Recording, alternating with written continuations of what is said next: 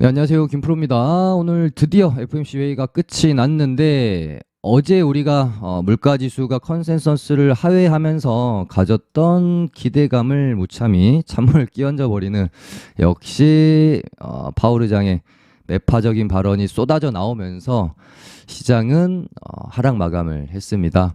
뭐 예상대로 50bp가 인상이 나왔지만 뭐 이제 인플레가 물가 지수가 낮아지긴 했지만 인플레가 아직 갈 길이 멀고 목표치인 2%를 뭐 바꿀 생각은 전혀 없다. 그리고 2023년 금리 인하조차도 생각도 하지 마라. 이렇게 좀 굉장히 세게 찬물을 끼얹어 버리면서 우리의 어떤 그 산타 랠리 혹은 연말에 뭐 산타까지는 아니더라도 조금 분위기가 회복될 수 있지 않을까 하는 기대를 일단은 오늘까지의 상황으로만 보면 무참히 조금 짓밟혀버린 하루였고요.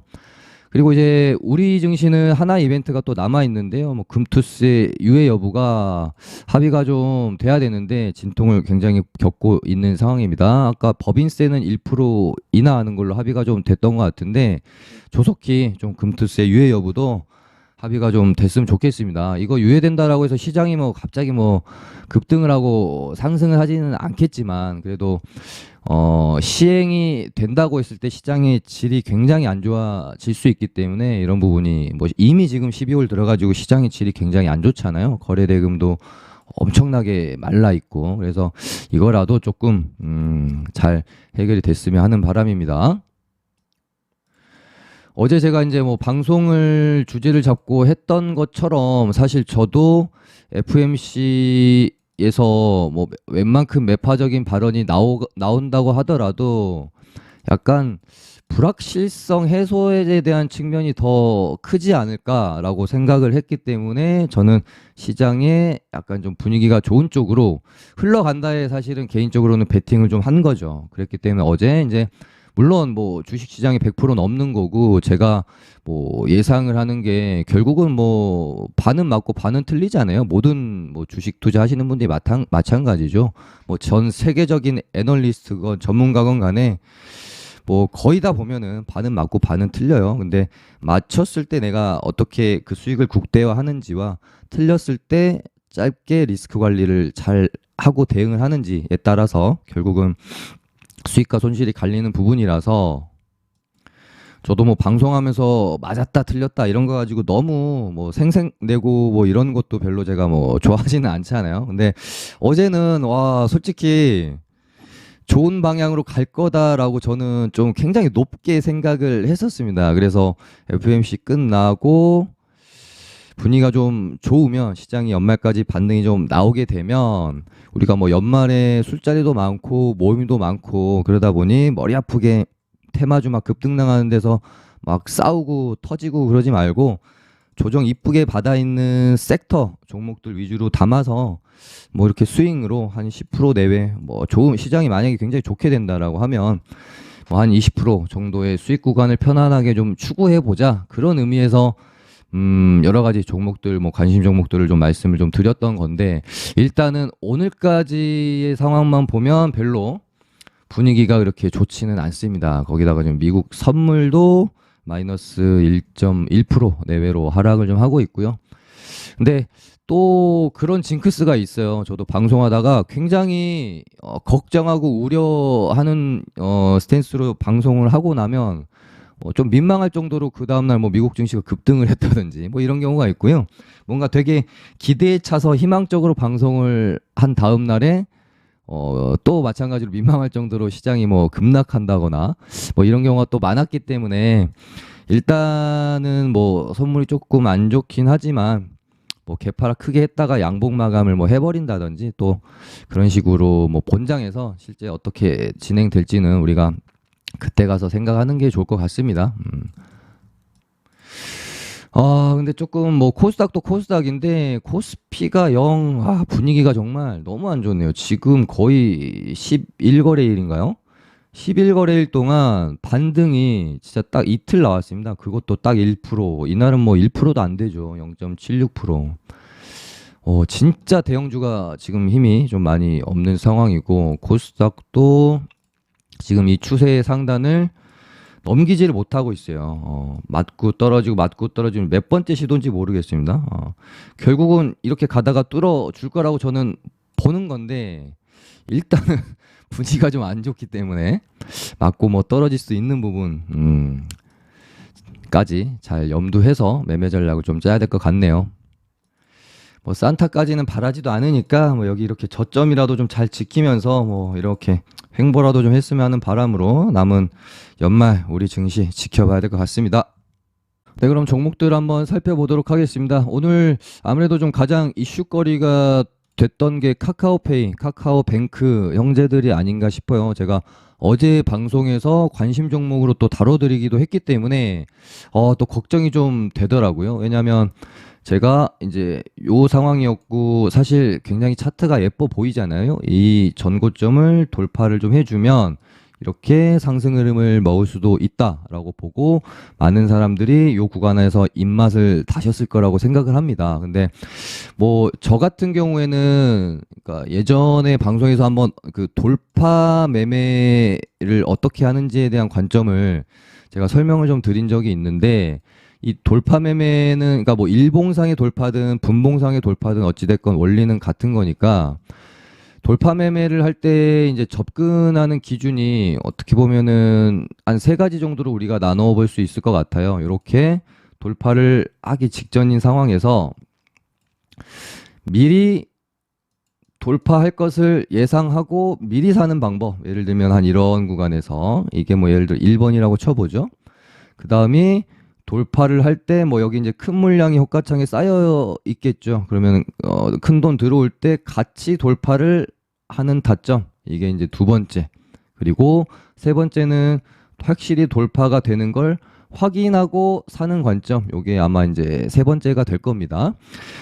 근데 이제 제가 예전에 돌파에 관해서 어떤 이제 뭐 조언을 드렸냐면 제 방송 보시는 분들은 어찌됐건 초보분들이 대다수지 뭐 고수분들이 제 방송을 보시진 않을 거라고 생각을 하니 저는 초보분들의 입장에서 설명을 드려야 되는 게 맞는 거죠. 그래서 초보분들이 내가 돌파 매매를 해야 됐다라고 했을 때 1번과 2번보다는 저는 3번이 그래도 난이도적인 측면에서는 이지하다. 물론 1번과 2번보다 조금 먹을 폭이 덜할 수는 있겠죠. 근데 1번과 2번은 사실 조금 더 초보보다는 저는 고수의 영역이다라고 좀 생각을 하거든요. 돌파할 것처럼 하다가 밀어버리는 경우도 너무 많고 물량 같이 호가 대량 물량 먹으면서 잡아 들어갔는데 바로 뭐 밀어버리는 경우도 너무 많고요. 아무튼 이 1번과 2번에서는 페이크가 너무 많습니다. 물론 이제 확실히 뚫어줬다라고 해서 페이크가 없는 건 아니지만 이 방법이 그래도 괜찮은 것은 이 저항 구간을 돌파할 때 이것도 근데 잡는 방법이 또 달라요. 돌파를 시켰을 때 확인하고 여기서 살 수도 있고요. 이 직전 고점을 돌파하고 다시 눌릴 때 있죠. 그래서 이 직전 고점에 눌릴 때 여기서 살 수가 있고요. 직전 고점을 돌파하고 눌렸다가 지지 확인하고 다시 돌아 나갈 때 여기서 살 수도 있는 거거든요. 그러니까 점점 더 뒤로 갈수록 보수적이고 안전한 방법이겠죠. 돌파하고 이 눌림 구간을 주지 않고 바로 가버리면 뭐 보내줄 수밖에 없는 거고 눌렸다가 여기까지 지지하고 이런 구간에서 산다라고 하면 웬만하면 사실 실패는 그렇게 크지 않은데 이 구간을 견뎌내기가 그렇게 또 쉽지는 않죠. 네, 그래서 돌파가 되는 걸 확인하고 샀을 때 사실은 뭐 미리 사는 것과 같이 사는 것보다 무조건 수익 낼 확률이 높다라고는 말씀을 못 드리겠지만 하나는 분명한 건 있다라는 거죠.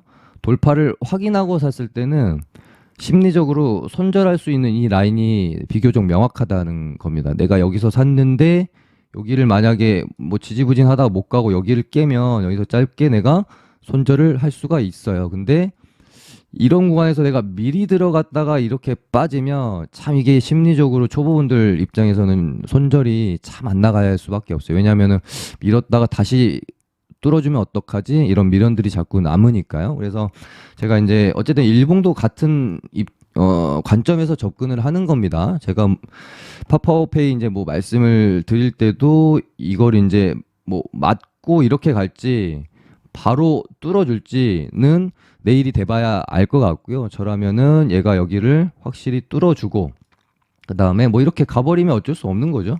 확실히 뚫어주고 다시 눌렸다가 다시 이렇게 돌아 나갈 때 뭐 이런 구간에서 저는 접근을 한번 해보겠다는 관점에서 설명을 좀 드렸고요.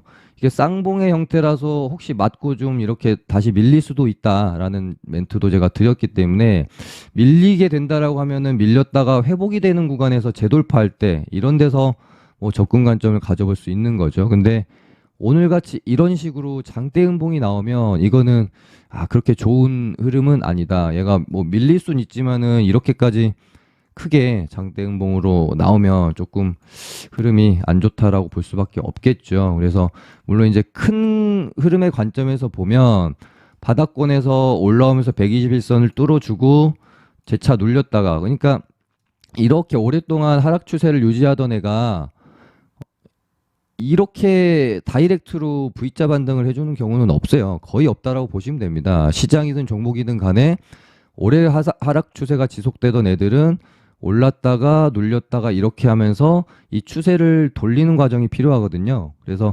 카카오페이도 사실은 뭐 길게 보면 추세를 그냥 돌리는 과정에 불과할 수도 있는 거고 이건 이제 뭐 중기적인 관점에서 보면 그렇죠. 근데 뭐 단기적인 관점에서는 일단은 흐름이 좀 좋지 않은 장대 음봉이 나와버린 것은 또 맞다. 근데 또 모르죠. 뭐 미증시 뭐 급등 나오게 되면 당장 내일 이런 식으로 양봉 마감할 수도 있는 거고 이렇게 또 재차 시도를 할 수도 있는 거니까요. 근데 시장 흐름이 만약에 좀 안 좋게 흘러간다라고 하면 121선이나 이 정도 구간까지의 조정은 뭐 좀 피할 수 없어 보인다. 그렇게 좀 말씀을 드리고 싶고요. 카카오뱅크도 뭐 마찬가지입니다. 페이에 비해서 조금 이제 변동성이 적기 때문에 요 정도 구간까지는 추가 뭐 하락이 좀 나올 수 있을 것 같고 여기는 좀 지켜줘야 될 것으로 좀 보여지는데 만약에 이 가격대까지 깨면 여기 이제 갭을 채우러 아마 내려오지 않을까. 그래서 여기서 뭐 지지받고 이렇게 좀 돌아 나가는 흐름이 보일 거라고 좀 생각이 되네요.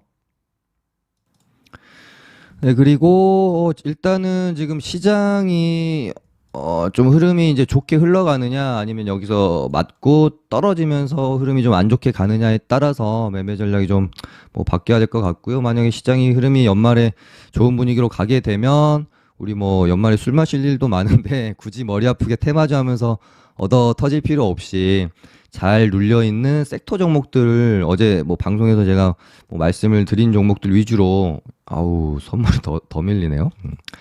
뭐 공략을 하시는 것도 좋을 것 같은데 시장이 여기서 이제 흐름이 좋지 않게 간다라고 하면 이제 시장의 영향을 최대한 좀 덜 받는 테마주 위주로 어찌됐건 공략을 또 해주면서 버텨 나가야 되지 않겠습니까? 그래서 지금으로서는 뭐 제약주 최근에 뭐 주도 테마라고 보시면 될 것 같고 제약주에서 이 안에서도 이제 코로나주들이 순환매를 좀 돌고 있습니다.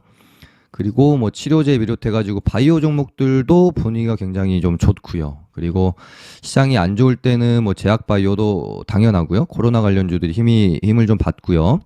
그다음에 정치 테마주들도 시장의 영향을 그렇게 크게 받지 않고 움직임이 나올 수 있는 애들이라서 얘네들도 조금 볼 필요는 있을 것 같습니다. 그래서 일단 그 감기약대랑 관련해서 제약주들은 뭐 우리가 그러니까 첫 파동이 나오고 단기 고점이 이제 나올 때까지가 사실은 먹을 구간이 가장 많잖아요. 그러면 얘네들이 첫 파동이 나오고 눌렸다가 이제 2차 파동으로 넘어가느냐 이대로 그냥 단기적으로 죽느냐. 그러니까 모든 테마는 이 과정을 좀 거치게 되는데 가장 최근에 예를 들면은 화장품 관련주들은 1차 파동에서 지금 2차로 넘어가지 못하고 있는 상황이고요. 세아피엔시도 그렇고 한국화장품도 그렇고 뭐 그렇죠. 근데 반면에 미디어 콘텐츠 애들은 1차에서 2차 파동까지 넘어간 케이스라고 보시면 되겠죠. 물론 이제 개별적으로 종목마다 좀 다르긴 하지만 그런 케이스라고 보시면 될 것 같고 제약주들도 이제 1차 파동이 나오고 조금 이제 눌렸다가 이제 2차로 넘어갈지 말지에 대한 결정을 지어질 건데, 그러니까 우리는 1차 파동 안에서 매매를 뭐 한 번 하고 할 수 있으면 트레이딩을 좀 해보고, 그 다음에 1차 단기 고점 나오고 눌림의 구간에서 얘가 2차로 넘어갈 수 있다라고 판단되면은 1차 파동 나오고 눌림의 구간에서 공략을 해보는 거고요. 얘는 단기적으로 죽을 것 같다라고 하면은 여기서만 매매하고 치워버리는 거죠. 그런 상황에서 지금 제약주들이 1차 파동에 약간, 그러니까 1차 파동의 시작과 끝이 요렇게 된다라고 하면은 지금 뭐 한 요 정도 중간 지점을 살짝 넘은 요 정도 구간까지는 와 있는 것 같다라고 보여집니다. 그래서 얘네들도 뭐 경보제약이나 이런 애들 뭐 단기 과열 걸리는 애들도 하나씩 생기고 주의 먹는 애들도 하나씩 생기고 이러면서 슬슬 뭐 한 일주일 넘어가게 되겠죠. 그렇게 되면은 시장에서 관심도가 조금씩 빠지고 또 다른 쪽으로 수급이 이동하고 그렇게 되는 뭐 전형적인 테마의 흐름이기 때문에 일단 뭐 한 다음 주 초반 정도까지 공략을 하고 그 다음에는 눌림을 좀 기다렸다가 2차 파동으로 넘어가는 것에 대한 공략의 뭐 매매 전략을 좀 짜보시면 될 것 같습니다. 그래서 지금 화일약품 그리고 뭐 경보제약, 국제약품, 영진약품 요 정도가 약간 이제 대장급이라고 보시면 될 것 같고요. 나머지 뭐 보락이나 대원제약, 이원제약, 뭐 경남제약, 유유제약 요쪽 애들은 살짝 이등주, 후발주 느낌이 좀 강하다고 보시면 되겠습니다. 그리고 이제 뭐 제약주에서 약간 뭐 바이오주, 치료제 이쪽도 분위기가 굉장히 괜찮죠. 그러니까 전반적으로 제약바이오 분위기가 다 좋다라고 보시면 될 것 같고요.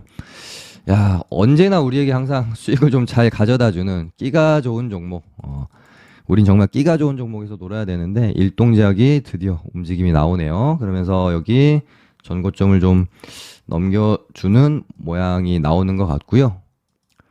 거래량도 굉장히 좋은 모습이고 어느 정도의 어떤 그 먹을 수 있는 파동의 구간은 한 번은 나오지 않겠느냐 그렇게 보고 있는데 얘가 예를 들면 뭐 이때처럼 한 번에 뭐 이렇게 뽑을지 조금 쉬었다 뽑을지 그 부분은 조금 지켜는 봐야 되겠습니다만은 뭐 만약에 내일 갭을 살짝 띄우더니 막 이렇게 쳐버린다 그러면은 진짜 뭐 한 다이렉트로 여기까지도 뽑아 줄 수 있지 않을까 그런 생각으로 일동제약도 지금 최대 관심 종목이라고 보시면 될 것 같습니다. 그리고 뭐 소마젠도 이렇게 보시면은 바닥권에서 원체 이 윗구간으로 많이 열려 있기 때문에 이런 전고점 뭐 9,000원 이런 공간을 넘겨준다라고 하면은 가볍게 또 움직임이 나올 수 있을 것 같고요. SCM 생명과학도 여기서 1파가 나오고 죽고 그 다음에 이제 2파로 넘어가기 위한 준비 구간 이런 구간들 좀 넘겨줘야 되겠죠. 그래서 241선 돌파 후에 이 구간 안에서 좀 활발한 흐름이 좀 나와줄 수도 있겠다. 근데 얘는 이제 뭐 경고딱지를 달고 있어서 여기서 뭐 한번 흐름이 나왔다가 경고딱지를 뭐 떼기 위한 뭐 지루한 어떤 횡보 구간으로 또 들어갈 수도 있고 이런 부분 추적해야 될 것 같습니다. 그리고 마스크 관련주들이 어제 이제 웰크론이랑 50이 시간의 상한가 뭐 들어갔죠. 그래서 갭 띄우고 일단 음봉으로 맞고 떨어졌는데 갭 띄우고 장대 음봉이 나오는 경우에 사실은 두 가지로 항상 우리가 해석을 할 수 있잖아요. 그냥 뭐 단타 세력이 털고 나갔을 수 있고 매집 음봉이 될 수도 있는데 일단 뭐 그래도 저는 항상 이 장대 음봉이 이렇게 나오더라도 이런 어떤 중요한 가격대를 지키면서 이런 식으로 끝내는 애들은 항상 좀 추적을 하고 지켜보려고 노력을 하는 편입니다. 이러다가 갑자기 내일 갭을 살짝 띄우잖아요. 그럼 조금 유의 깊게 봐줄 필요가 또 있습니다. 그래서 뭐 얘도 뭐 이런 가격대를 지키면서 이렇게 돌아나가는 모습이 나온다든지 그러면서 이런 식으로 그러면 가면 만약에 이게 이제 매집 음봉이라면은 이 세력들의 어떤 할 수 있는 패턴 중에 하나는 웬만하면 이 가격대는 넘기지 않겠습니까? 여기서 매집을 했다라고 하면은 이런 식으로 조금 더 지켜볼 필요는 있겠어요. 왜냐하면은 KM제약이 일단 상한가에 들어가 있으니까 뭐 마스크주들이 전부 다 그냥 장대 음봉 맞고 힘이 없다라고 하면은 모르겠지만 그래도 한 종목은 상한가에 들어가 있는 상황이니 얘네들도 이렇게 그냥 죽을지 조금 흐름을 다시 만들어 갈지 이런 부분은 지켜볼 필요는 있겠다. 그다음에 뭐 메가 ECS나 뭐 GH 신소재나 뭐 산소 음압 이쪽 애들도 조금 움직임이 추가적으로 나올 수 있는지 여부 좀 지켜보실 필요가 있겠죠. 지금 메가 ECS도 일단은 단기 과열 하나밖에 안 뜬 상황이라서 이 구간 안에서 저번 방송에서 얘는 눌림이 나온다라고 하면 이런 구간에서 굉장히 매력적으로 받아볼 수 있겠다라는 말씀 좀 드렸었는데 고가놀이 형태로 이렇게 이제 흘러갑니다. 고가놀이 하다가 치거나 죽이거나 아마 두 가지 형태가 나올 것 같아요. 그다음에 뭐 GH 신소재도 이런 구간들이 좀 의심스러워서 이렇게 종가를 좀 만들어 놓은 게 저는 뭐 나쁘지는 않아는 보이거든요. 근데 뭐 음압병실이라는 게 지금 중국의 코로나 사태랑 실질적으로 연관성이 얼마나 뭐 있을까 이런 고민은 조금 필요는 할 것 같지만 차트적으로는 뭐 나쁘지 않아 보인다. 그다음에 뭐 어제 말씀드렸던 부분인데요. 5G도 좀 좋게 보고 있습니다. 그래도 요번에는 앞선 이런 계속되는 추세 하단 구간에서 나왔던 반등들이 거의 이제 이런 식으로 추세를 틀지 못하고 단발성으로 계속 빠지면서 정말 힘들게 했잖아요. 근데 요번에는 조금 그래도 장만 받쳐주면 5G 관련주들의 반등이 조금 더 저는 나올 수 있지 않겠느냐라고 좀 어제 말씀을 드려서 5G 애들도 관심 종목으로 좀 보고 있었거든요. 이런 애들 보면 너무 이쁘지 않습니까? 바닥권에서 121선 뚫어주고 여기서 누가 봐도 그냥 뚫고 안착하는 모양새이기 때문에 조금 더 흐름이 이어질 수 있다라고 본 거죠. 서진 시스템은 이미 어제 이제 반등이 좀 나왔고요. 그 가운데서 이 기가레인이 심상치가 일단은 않은데 조금 이제 이 정도면 이제 뭐 내일 예를 들면은 갭을 띄우면서 이렇게 뽑는다든지 해줘야 되지 않겠는가? 이것도 이제 너무 또 이런 식으로 가줘야 할 때 가야 되는데 여기서 또 박스 하단으로 떨군다든지 질질 끄면 또 갈 것처럼 만들어 놓고 이런 식으로 떨궈버리는 상황이 올 수도 있거든요. 그래서 차트는 일단 굉장히 좋아 보이고 이런 어떤 장대 음봉들 의도적으로 시간의 상한가 보냈다가 갭 띄우고 이런 구간에서 장대 음봉으로 털어먹고 근데 다시 박스 하단에서 지지하고 이렇게 말아 올려주는 모습들이 수상하지 않다고 보기가 힘들죠 사실은. 근데 얘는 뭐 내일이나 늦어도 다음 주쯤에는 가주는 게 좋을 것 같아요. 또 여기서 못 가고 하면 질질 끄면 그때는 다시 뭐 밀었다가 다시 상단을 돌파하기 전까지는 좀 두고 보는 게 좋을 것 같습니다. 일단은 너무 차트적으로는 뭐 매력적으로 보이는 거는 사실이어서 뭐 아까 뭐 말씀드렸던 것처럼 얘가 이제 만약에 2,000원을 다시 돌파한다라고 하면은 요 음봉이 페이크 음봉이 될 가능성이 큰 거고 그렇게 되면은 아마 이 가격대는 한번 뚫어주는 파동이 나올 수도 있겠죠. 네, 그리고 화장품 애들은 여전히 1차 파동에서 2차로 넘어가지 못하고 있는 상황인데 미디어 콘텐츠 애들은 그래도 추가 파동이 좀 나왔는데 아무래도 이제 뭐 한한령 해제 관련해서 실제로 OTT에서 한국 드라마가 뭐 반영되고 있는 부분 이런 거 생각하면 미디어 콘텐츠 쪽이 조금 더 재료적으로는 좋아서 그런지 얘네들은 강하지만 화장품 관련주들은 조금 힘을 일단은 좀 못 쓰고 있습니다. 그래서 뭐 중국 쪽에서 추가적으로 화장품 애들이 파동이 나올 수 있는 재료가 뭐가 있을까 생각을 해봤을 때 지금 조금 쉽지 않은 것 같아서 국내의 어떤 뭐 마스크 해제 관련 재료 요 정도를 한번 추적하면서 화장품주들은 볼 필요가 있을 것 같고요.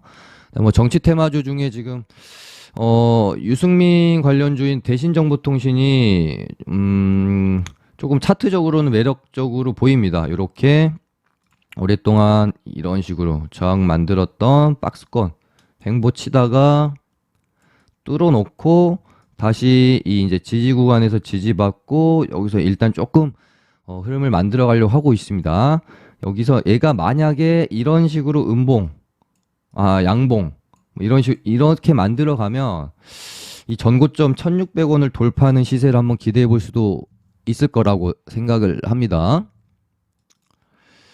우리 이제 뭐 한동훈 관련주들도 악재를 털어내버리고 추가적으로 이제 시세가 나오고 있는 상황이라서 뭐 나쁘지는 않은데, 오리콤이 이제 주가 자체가 살짝 이제 부담스러운 구간 안에 있죠. 반면에 혹시 뭐 공략을 한다라고 하면은 차라리 이 노을이 좀 나올 수도 있겠다. 뽑고 죽이고 뽑고 죽이고 뽑고 죽이고, 만약 이렇게 이제 뽑는다라고 하면 좋은 뭐 차트의 흐름이 될 수도 있겠죠. 이런 식으로. 그리고 뭐 안철수 관련주도 정말 좀 어떻게 보면은 고인물 정치 테마주들이라서 얼마나 힘을 또 쓸 수 있을까 싶기는 한데, 원체 또 끼도 좋고 하고 여기서 지금 뭔가 좀 자꾸 흔드는 흔적들도 좀 생겨서 거래량은 조금 이제 아쉽긴 하지만요. 만약에 이제 얘도 뭐 이런 구간을 뚫어내는 이런 뭐 파동이 나오게 되면은 한번 관심은 가져볼 필요가 있겠죠. 그래서 아무튼 지금 미선물이 좀 너무 좀 안 좋다 보니까 시장이 좀 안 좋을 수 있는 부분에 대해서 일단 우리가 또 대비를 해야 되지 않겠습니까? 그런 과정에서 뭐 정치 테마주나 최근에 시장 영향을 좀 그래도 덜 받고 잘 버티고 있는 뭐 5G 관련주나 제약바이오 요 정도에 집중해 가지고요. 보시면 될 것 같다. 네, 오늘은 이렇게 마쳐보도록 하겠습니다. 좋아요를 많이 눌러주시고요. 저희 김프로 소통방, 카톡방 들어오실 분들은 카톡 주시면 초대해 드리도록 하겠습니다. 감사합니다.